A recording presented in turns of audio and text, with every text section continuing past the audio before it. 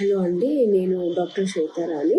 ఈరోజు పంటి నొప్పికి పంటి సెన్సిటివిటీకి డిఫరెన్స్ ఏంటి అని తెలుసుకుందాము. పంటి నొప్పి, పంటి సెన్సిటివిటీ రెండు సేమ్ కాదండి. పంటి సెన్సిటివిటీ ఏంటి అంటే, ఎప్పుడైతే మన పన్నులో ఫస్ట్ లేయర్ అరిగినప్పుడు సెకండ్ లేయర్లో ఉన్న నరాలు బయటకి గాలికి ఎక్స్పోజ్ అవ్వడం వల్ల ఏదైనా చల్ల గాలి తగిలినప్పుడు జివ్వు అని అనిపించేది పంటి సెన్సిటివిటీ అండి.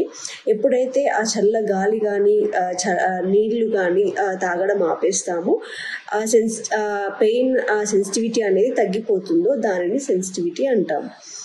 పంటి నొప్పి అంటే ఏంటి అంటే, ఎప్పుడైతే మనము నార్మల్గా ఏది తీసుకున్నా, ఏది తీసుకోకపోయినా, ఏది తిన్నా, ఏది తినకపోయినా కూడా దానంతటా అదే నొప్పి స్టార్ట్ అవ్వడము, రోజంతా నొప్పి ఉండడము, దాన్ని పంటి నొప్పి అంటాము. పంటి నొప్పి ఎప్పుడు వస్తుంది అంటే, ఎప్పుడైతే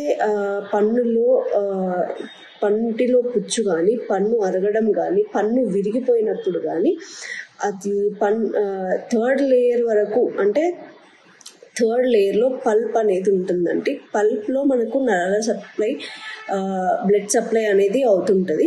ఎప్పుడైతే మనకు పంటిలో పుచ్చు కానీ, పన్ను విరగడం కానీ ఈ లేయర్ వరకు వెళ్తుందో అప్పుడు పంటి నొప్పి అనేది స్టార్ట్ అవుతుంది. ఇది పంటి నొప్పికి, పంటి సెన్సిటివిటీకి ఉన్న తేడా.